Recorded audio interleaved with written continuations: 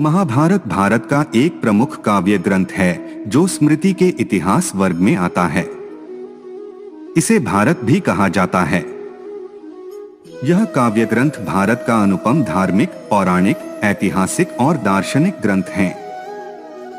विश्व का सबसे लंबा यह साहित्यिक ग्रंथ और महाकाव्य हिंदू धर्म के मुख्यतम ग्रंथों में से एक है।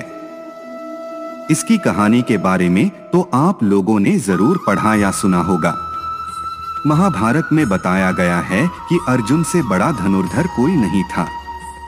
दोस्तों, कहा जाता है यदि अर्जुन के पास धनुष चलाने का कौशल नहीं होता तो शायद ही महाभारत युद्ध को पांडव जीत सकते। दोस्तों, यह बात तो आप सभी लोग जानते होंगे कि जब सभी पांडव स्वर्ग जा रहे थे तभी उनकी मृत्यु हुई थी। लेकिन आपको जानकर हैरानी होगी कि अर्जुन की मृत्यु स्वर्ग जाने के पहले भी हो चुकी थी।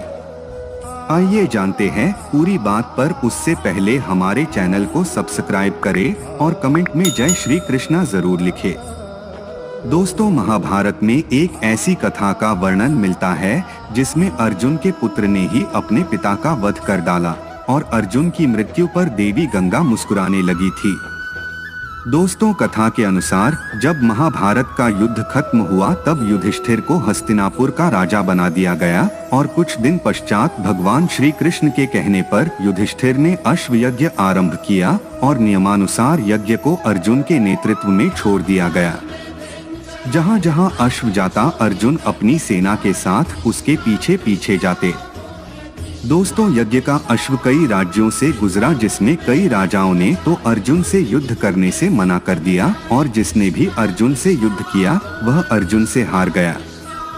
दोस्तों, इसी क्रम में यज्ञ का घोड़ा मणिपुर पहुंचता है जहां पर अर्जुन का पुत्र बब्रुवाहन राज्य करता था। जब अर्जुन के पुत्र बब्रुवाहन को पता चलता है कि उसके पिता उसके राज्य में आए हैं तब वह अपने पिता के स्वागत के लिए राज्य की सीमा पर पहुंचता है। लेकिन राज्य की सीमा पर अर्जुन अपने पुत्र से कहता है कि अभी मैं हस्तिनापुर का प्रतिनिधित्व कर रहा हूं, इसलिए तुम्हें नियमानुसार मुझसे युद्ध करना होगा। उसके बाद अर्जुन और बब्रुवाहन के बीच एक भयंकर युद्ध चलता है और कुछ समय बाद बब्रुवाहन दिव्य अस्त्र से अपने पिता अर्जुन का सिर धड़ से अलग कर देता है। जब यह बात भगवान श्री कृष्ण और माता कुंती को पता चलता है तब दोनों मणिपुर पहुंचते हैं और यह देखकर दोनों को धक्का लगता है। तभी वहां पर भगवान श्री कृष्ण ने देखा कि देवी गंगा अर्जुन की मृत्यु से मुस्कुरा रही हैं। उसके बाद देवी गंगा माता कुंती से कहती है कि आप क्यों रो रही हो?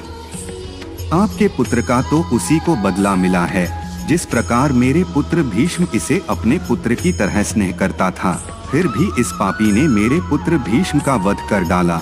जब भीष्म की मृत्यु हुई थी तब मैं ऐसे ही रोई थी और आज मैंने भीष्म का बदला ले लिया है, क्योंकि जिस बाण से बब्रुवाहन अर्जुन का वध किया है वह मेरे द्वारा ही उसे प्रदान किया गया था।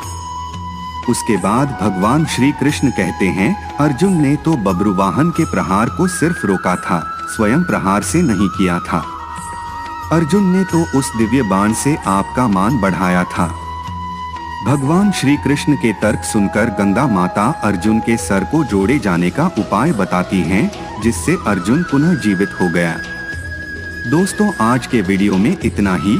आशा करते हैं आपको यह वीडियो पसंद आया होगा।